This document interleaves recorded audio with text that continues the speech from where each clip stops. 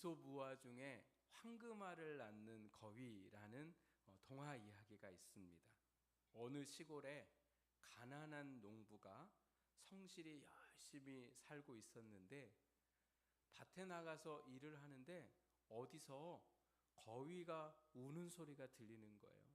그래서 농부가 일을 하다가 거위 소리가 나는 곳으로 달려가 보았더니 늑대에게 거위가 막 쫓겨가지고 이 농부가 거위를 구해 주었습니다. 아직 다 자라지 못한 거위, 그 거위가 오갈 데 없어서 농부가 그 거위를 집으로 데리고 와가지고는 자식처럼 사랑하고 소중하게 잘 길러줍니다. 거위가 어느 날 다 자랐어요. 자라고 났는데 어느 날 아침이 됐는데요, 거위 울음소리가 좀 이상한 거예요. 그래서 거위가 있는 곳으로 농부가 가 보았더니 세상에 거위가요, 알을 낳았어요. 알을 데려와서 열심히 길러서 보았더니 알을 낳아줬는데 더 놀라운 건 그 알이 무슨 알이었냐면 황금알을 낳은 거예요. 얼마나 농부가 놀랬는지 그 황금알 하나를 가지고서 시장에 가서 팔아가지고 그동안 사고 싶었던 것들을 사고, 또 거위가 너무 예쁘니까 거위한테 필요한 것도 사가지고 집으로 왔습니다. 매일매일 하나씩 황금알을 놔주는 거위가 이 농부는 너무 감사하고 너무너무 좋은 거예요. 그렇게 시간이 지나서 이 농부가요, 부자가 됐는데 문제는 부자가 되고 나니까 이 농부 마음이 변하기 시작했어요. 성실했던 사람이 게을러지고, 그리고 욕심이 없었던 사람이 점점 욕심이 많은 사람으로 바뀌게 되었습니다. 거위가 매일매일 하나씩 낳아주는 황금알이 고마웠었는데 시간이 지나고 나서 사람이 변하니까 하나씩 낳아주는 게 못마땅한 거예요. 그래갖고 거위가 어떻게 하면 한 알이 아니라 두 알이라도 나게 해볼까 아무리 노력해도 거위는 매일 하나씩만 낳아주는 거예요. 근데 처음 듣는 얘기세요? 어쩌면 이렇게 집중해서 말씀을 들으세요? 그런데요, 이 거위가 그렇게 낳기를 원해도 한 알만 낳아주니까 이 농부가 어떤 마음을 품었냐면, 매일매일 하나씩만 낳으니까 저 뱃속에는 아마 알들이 많을 거야. 그래서 한 알이 아니라 한꺼번에 많이 얻어야지. 그렇게 하고는 거위의 배를 갈라가지고 거위가 죽었습니다. 그럼 거위의 뱃속에는 농부가 생각한 것처럼 정말 많은 황금알이 있었을까? 하나도 없었더라는 거예요. 그래서 거위가, 이 농부가 자기의 행동을 후회하면서 슬퍼했던 이야기들이 동화 속에 나옵니다. 이 우화는 당장 눈앞에 보이는 이익을 때문에 영원한 복을 놓치고 마는 인간의 탐욕과 어리석음에 관한 말을 해주고 있습니다. 하나님께서 오늘 우리에게 주신 이 말씀을 보면 이 어리석은 농부와 비슷한 사람이 나옵니다. 그 사람의 이름은 에서인데, 그 에서는 이삭의 쌍둥이 아들 중에 제일 먼저 태어났던 아들이었습니다. 이 당시는 태어난 첫째 아들에게 장자의 명분이라는 것을 주게 되는데, 장자의 명분이라는 건 첫째 아들에게만 주어지는 축복을 이야기합니다. 첫째는 아버지의 유산을 받을 때에 다른 형제들과 다르게 2배를 받을 수 있다고 하고, 그리고 가족의 대표가 되어가지고 모든 것을 결정할 수 있는 그런 엄청난 권한을 받게 되는 것이 이 당시의 장자의 명분이었습니다. 그런데 에서에게 있는 이 장자의 명분은 유산을 2배로 받고 가족의 대표가 되는 결정을 갖는 것뿐만 아니라 더 넘어서 아주 중요한 복을 받게 되는데, 그 복이 바로 뭐냐면 할아버지 아브라함에게 하나님이 주신 복과 아버지 이삭에게 주신 복을 바로 이어서 받을 수 있는 복된 사람이 되더라는 거예요. 더군다나 할아버지, 아버지가 받은 복뿐만 아니라 하나님께서 할아버지와 그 아버지에게 약속하셨던 복, 아직 이루어지지 않았던 그 복을 장자가 받아서 그 복을 받게 되더라는 거예요. 그러니 이 장자의 명분이 얼마나 큰 축복이고 얼마나 놀라운 권리인지 모릅니다. 이러한 놀라운 장자의 명분을 하나님께서 첫째로 태어난 에서에게 주겠다. 그래서 그 시대에 에서가 당연히 그 복을 받는 것으로 생각했습니다. 그래서 두 아들이 태어나 가지고 잘 자랐는데, 그래서 저희가 오늘 읽었던 27절에 보니까 이 아들들이 태어나서 이제 성장하게 되었습니다. 성장해서 보니까 에서는, 장자였던 에서는 뭐 하는 사람이 되었냐면 익숙한 사냥꾼이라 이렇게 말씀하고 있어요. 익숙한 사냥꾼이라는 건요, 사냥을 아주 잘하는 사람이었더라 이렇게 말씀하는 겁니다. 그런데 반면에 같이 태어났던 야곱, 이 동생은 어떤 사람으로 말씀하고 있냐면 조용한 사람이다 이렇게 말씀하고 있습니다. 이 조용한 사람이라는 뜻은 가정적인 사람이라는 거예요. 밖에 나가는 일들보다는 안에서 하는 일들을 잘하는 사람. 그런데 더불어 여기에 뭐라고 말씀하고 의미를 갖고 있냐면 신실하고 신중한 사람이었다. 반면에 에서는 사냥을 잘하지만 덤벙대거나 감정적인 사람이었다라는 말씀을 하고 있는 겁니다. 이 에서가 사냥을 하러 어느 날 나갔는데 그날 그렇게 짐승 한 마리도 못 잡고 그저 애만 쓰게 됐습니다. 그래서 어떻게든 짐승이라도 한 마리 잡아보려고 하다 보니까 때를 놓쳐갖고 밥도 먹지 못하고 허탕을 치고서 이제 지친 몸을 이끌고 집으로 돌아왔어요. 집 문을 여는 순간에 에서의 코끝에 아주 맛있는 냄새가 나는 거예요. 그 냄새가 무슨 냄새였냐면 팥죽 냄새였어요. 그래서 에서가 이 팥죽 냄새가 어디 있는가 하고 주방을 들어가 보니까 동생 야곱이 팥죽을 쓰고 있다라는 거죠. 그래서 동생을 보고서 이 에서가 이야기하죠. 내가 지금 배가 고파 죽을 지경이니 너가 쓴 팥죽 좀 날 좀 줘라. 그러니까 이 야곱이 이때다 싶어가지고 형 에서에게 말도 안 되는 제안을 해요. 내가 팥죽을 줄 테니까 형이 가지고 있는 그 장자의 명분을 나한테 좀 팔아 이렇게 얘기하는 거죠. 이게 말이 안 되는 제안인 거예요.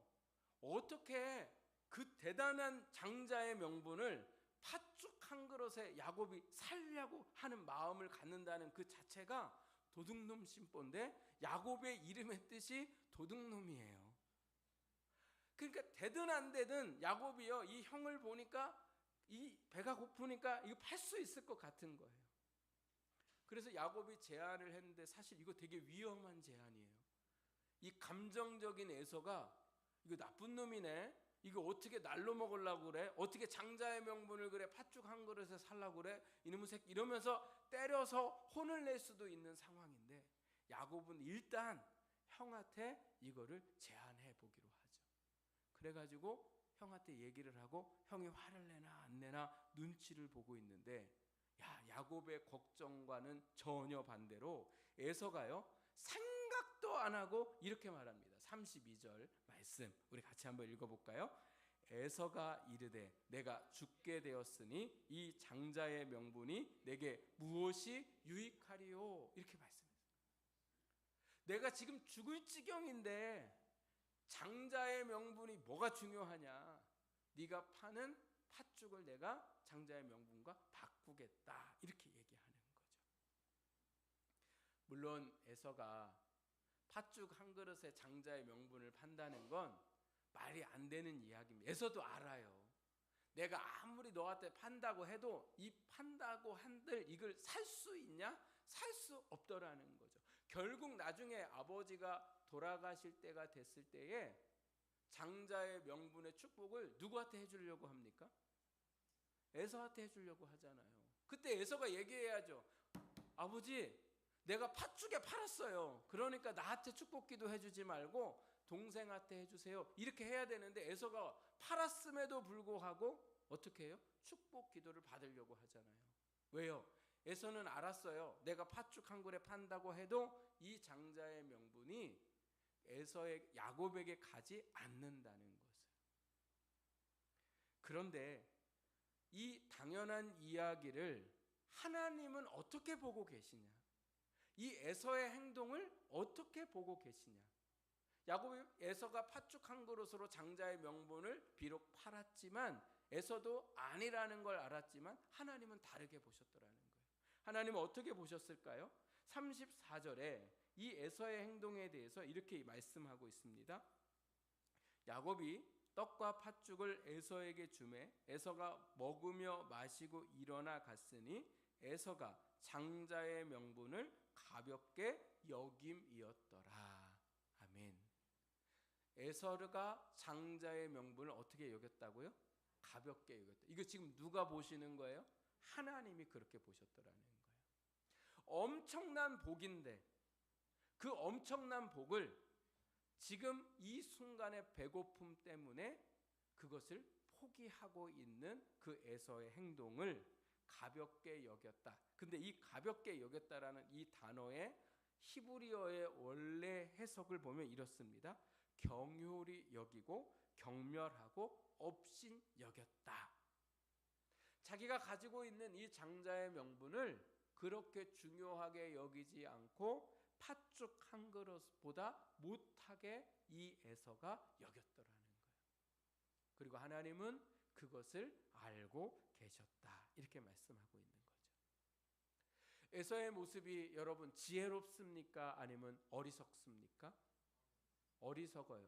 그러나 세상적으로 보면 지혜로울 수도 있어요. 잠깐의 팥죽을 내가 먹고 배부르기 위해서 거짓말로 내가 너한테 이거 팔게. 그래 네 마음대로 해. 이렇게 할 수 있더라는 거예요. 그러나 하나님은 그렇게 생각하지 않으시더라는 거예요. 세상의 지혜가 하나님의 지혜가 아니며 세상의 지혜는 우리는 좋아할 수 있지만 하나님은 좋아하지 않으실 수 있더라는 거예요. 근데 우리가 살면서 얼마나 그런 일들을 많이 하는지 몰라요. 아유, 한 번인데 어때? 아유, 잠깐인 건데 어때? 그렇게 한 번 그래가지고 내가 배부르면 괜찮지. 그거 한 번 속여가지고 내가 좀 즐거우면 괜찮지. 잘못된 방법으로 어떻게든 그 일들을 해내면 되지. 이게 우리가 생각하는 세상의 방법이더라는 거죠. 만약 여러분에게 자녀에게 줄 재산이 있는데 자녀가 그 재산을 그렇게 생각하고 있다면 여러분 그 재산을 주고 싶습니까? 안 주고 싶습니까? 안 주고 싶죠. 괜히 줬다가 다 어떻게 버려요? 하루 순간에 없애버리는 일들이 일어나게 되는 거죠. 누가 봐도 에서는 어리석은 사람입니다. 그러나 여러분 이 에서의 어리석은 모습이 오늘 우리의 모습일 때가 너무나 많더라는 거예요. 지난주 화요일에 제가 뉴스를 듣다가 보니까 뉴스에 어떤 이야기가 나왔냐면 수요일 날은 제가 어디라고 말을 했는데 어디라고 하면 문제가 생길 수도 있을 것 같아서 하여튼 어떤 도시에 6월에 시장 선거가 있었거든요. 시장 선거. 그죠? 저희 6월에 시장 선거가 있었잖아요. 그 시장 선거에 나온 후보자 한 명이 경찰 조사를 받는다는 뉴스가 나왔어요. 그래서 도대체 왜 이 사람이 경찰 조사를 받았냐면 이 후보자가 되게 젊은 사람이에요. 이 젊은 사람이 선거 운동을 사람들 많이 다니는 출근 시간에 도로에 나가서 막 인사를 하고 막 이렇게 했어요. 근데 어떤 운전자가 차를 가지고 가다가 창문을 열고는 이 후보자한테 음료수를 집어 던졌어요. 그래서 이 후보자가 그 음료수를 피하다가 넘어져 가지고 뇌진탕이 온 거예요.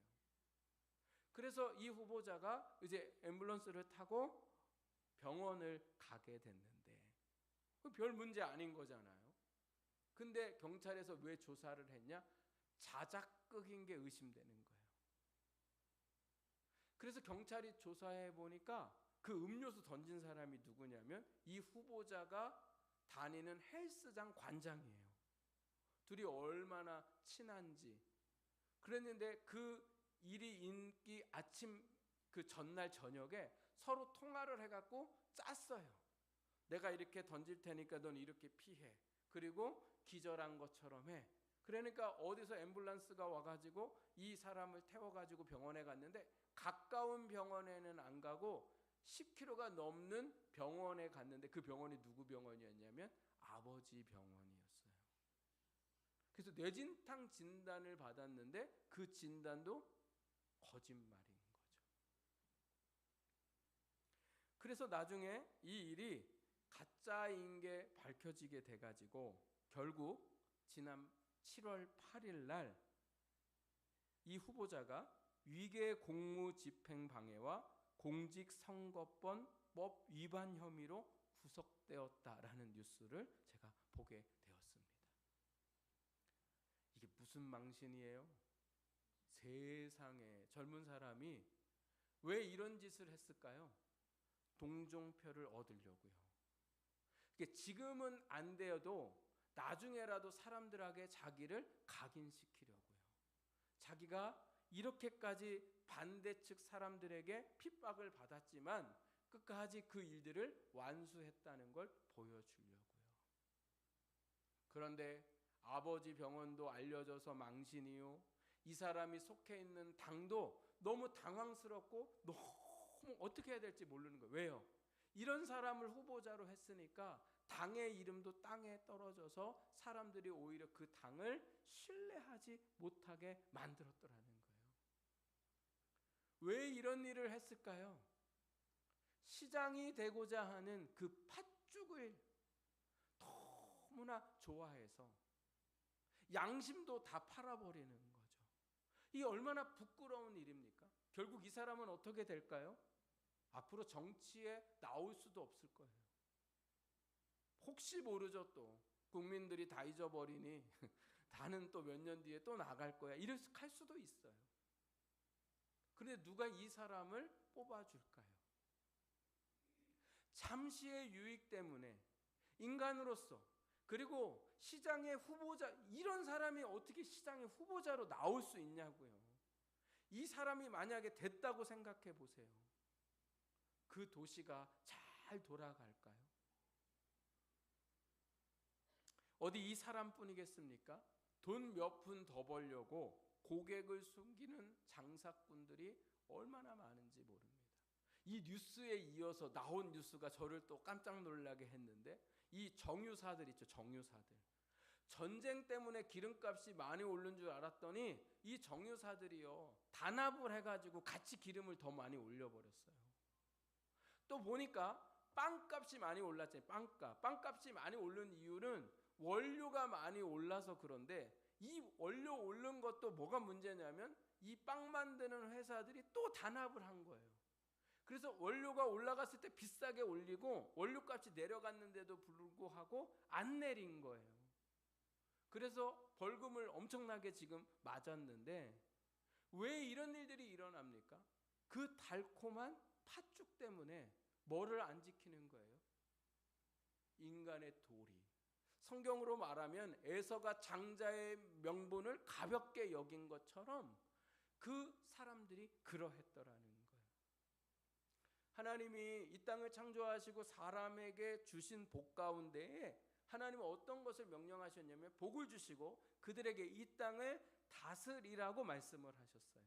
그러니까 오늘 우리에게 복의 명분을 주시고 우리에게 뭐를 하라고요? 이 땅을 다스리라. 이렇게 다스리라는 건 내 마음대로 쓰라는 이야기가 아닙니다. 잘 보호해야 한다는 거예요. 그런데 우리가 귀찮고 그리고 하기 싫으니까 막 쓰레기들을 다 일반 쓰레기에다 갖다가 다 넣어요. 음식물 쓰레기도 일반 쓰레기에다가 넣고 재활용 쓰레기도 일반 쓰레기에다가 넣어요. 우리 근데 아무렇지도 않게 생각해요. 왜? 봉지 사가지고 내가 그렇게 하니까. 그런데 여러분 그렇게 하는 것 자체가 뭐 하는 거예요? 해서는 안 될 일이라는 거예요. 그 일로 인해서 이 땅이 계속해서 오염되고 비가 이렇게 많이 내리는 이유도 하나님이 비를 많이 내리셔서가 아니라 누가 비를 많이 내리게 만든 거예요? 우리 인간이 그랬더라는 거예요. 양심을 그 일반 쓰레기에다가 같이 다 묻어버리는 거예요. 왜요? 내 잠시의 편안함을 위해서.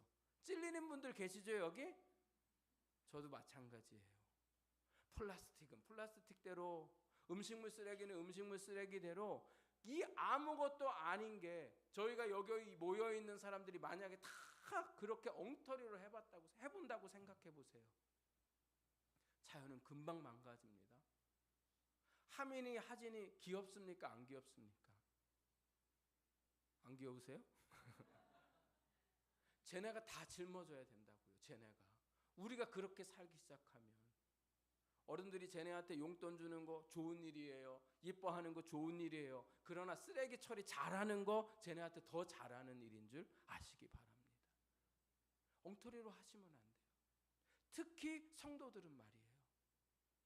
어디에서나 누가 보든 철저하게. 팥죽이 오늘 우리의 삶에 이러한 모습으로 다가오더라는 거예요. 그런데 이 팥죽 앞에서 사람의 도리를 다 가볍게 여겨요. 근데 더 큰 문제는 뭐냐? 우리의 신앙의 명분이라는 게 있는데 그 신앙의 명분을 팥죽 앞에서 가볍게 여기며 살아갈 때가 많더라는 거예요. 하나님이 우리를 구원하셔서 하나님의 자녀가 되게 하시는 명분을 우리에게 주셨습니다. 그래서 예수님을 믿는 자들에게 하나님의 자녀가 되는 뭐를 주셨다고 말씀하세요?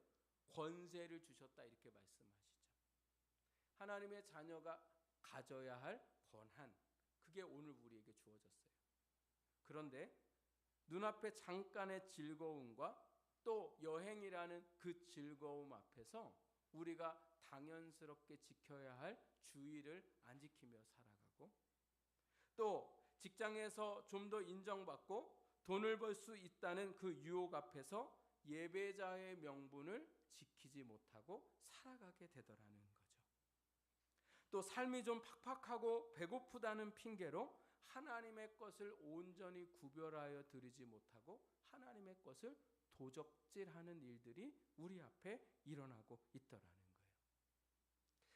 집에서 세상에서 밤을 새우며 일해야 할 것들에 열정을 쏟아내면서도 불구하고 교회의 헌신과 봉사 앞에서는 이리저리 핑계대면서 우리가 직분의 명분을 감당하지 못할 때가 너무나 많더라는 거죠. 주일날 교회 나온다고 하나님이 우리에게 막 엄청난 복을 주시거나 눈에 띄는 복을 우리에게 주시거나, 우리가 한 달 동안 수고했던 그 월급을 받아가지고 거기서 10분의 1을 하나님 앞에 드린다고 해서 하나님이 막 우리에게 엄청난 돈을 주시는 건 아닙니다. 차라리 그 돈 안 드리고 그냥 내가 먹고 싶은 거 먹고 쓰고 싶은 거 쓰고 주일날 어디 다니고 이러는 게 우리의 인생에 더 당장의 즐거움이고 당장에 필요해요. 그러나 여러분, 우리의 잠시의 즐거움과 잠시의 유익은 잠시예요. 그러나 하나님이 주일을 통하여 그리고 하나님이 말씀하신 그 온전케 하나님 앞에 드리는 것을 통하여 우리에게 주시는 복은 영원한 복이라는 거예요. 영원한 복을 잠시의 즐거움 때문에, 잠시의 유익 때문에 그 복을 위해 살지 않는 것은 너무나 큰 어리석음이라는 거죠. 주일마다 하나님 앞에 나와서 구원하신 은혜를 감사하고 구원하실 것을 믿고 내게 주시는 그 말씀들을 내 삶으로 살아나갈 때에 하나님이 우리에게 세상에서 느끼는 즐거움보다 더 큰 즐거움으로 우리의 삶에 역사하시더라는 거예요. 그래서 우리가 찬양하는 것 중에 내가 매일 기쁘게 순례의 길 행함은 주의 팔이 나를 안보함이요, 이 찬양하잖아요. 성령이 계시네. 그래서 그 성령 때문에 우리가 매일 세상 속에서 힘들고 어려워도 기쁘게 살아가는 영원한 기쁨의 복을 우리에게 주시겠다고 말씀하세요. 그런데 그 팥죽 같은 것 때문에 우리가 이것을 가볍게 여기며 살아가면 그 사람은 어리석은 사람입니다. 지금도 눈앞에 있는 팥죽 한 그릇 때문에, 당장의 배고픔과 인상의 즐거움과 풍요 때문에 성도의 명분을 가볍게 여기고 살아간다면 하나님께서 그 사람을 어떻게 평가하실까? 너는 내게 준 명분을 가볍게 여기고 있구나. 분명히 그렇게 말씀하시는 거죠. 에서가 엄청난 장자의 명분을 얻게 된 이유는 그가 노력해서가 아닙니다. 그저 동생 야곱과 태어나는 그 시점에 먼저 태어났기 때문에 그가 이러한 장자의 명분을 받았더라는 거죠.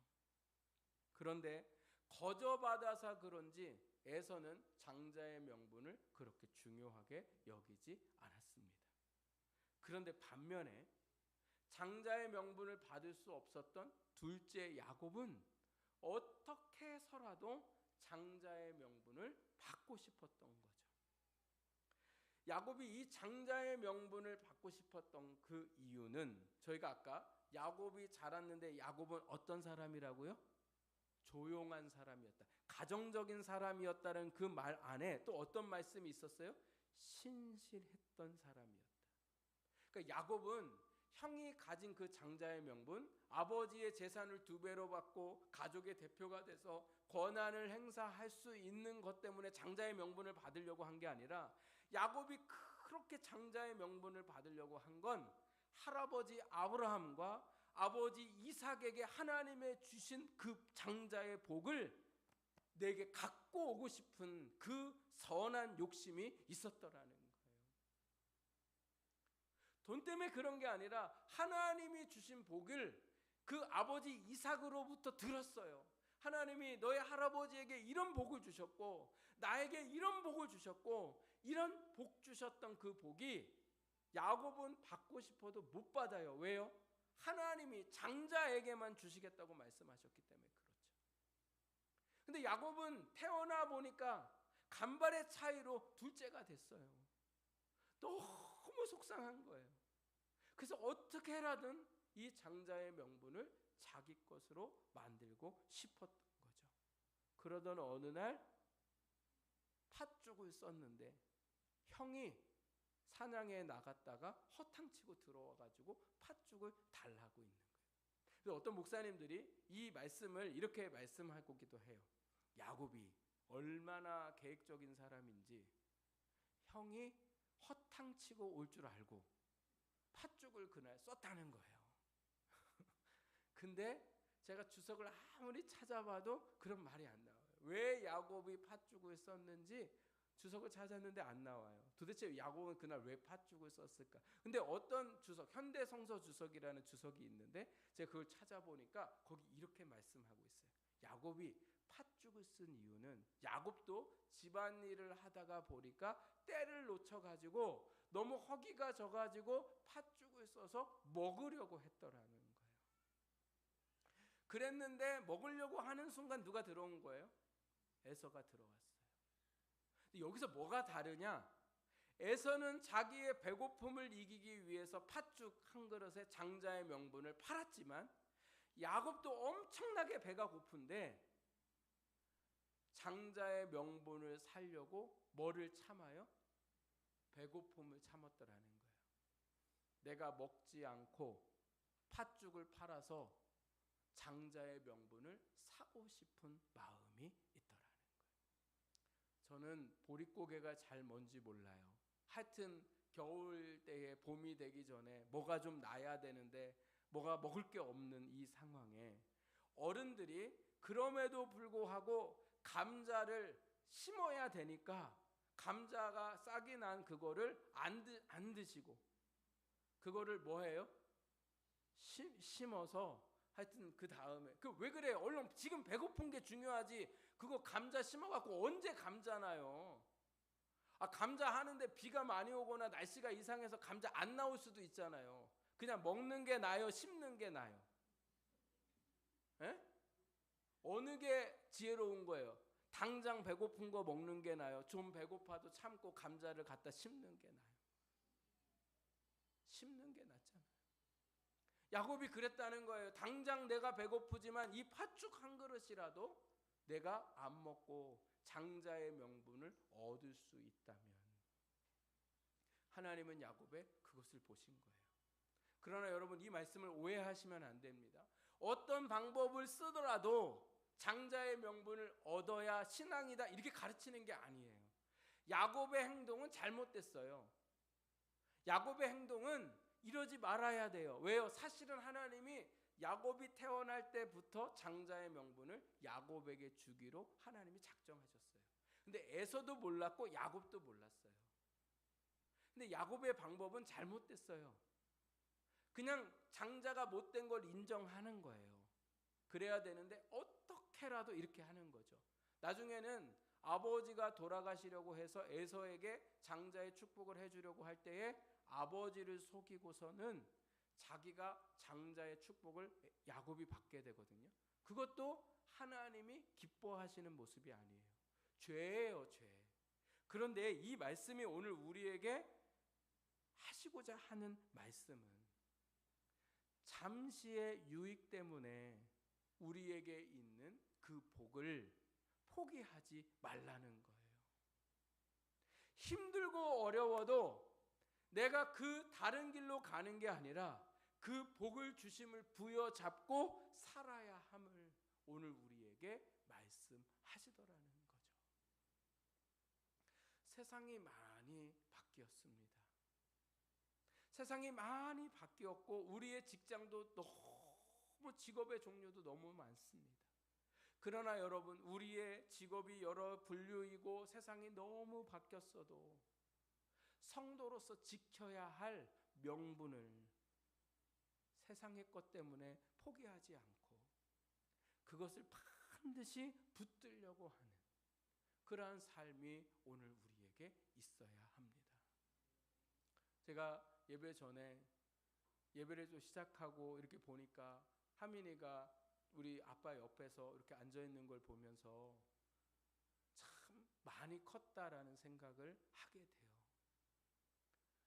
우리의 신앙의 교육이 아이를 주일학교에 데려다주고 주일학교에서 뭐도 가르쳐주고 또 뭘 만들기도 하고 막 이런 것도 신앙의 진짜 교육이지만, 진짜 교육은요, 아빠 엄마의 신앙을 보여주는 거예요.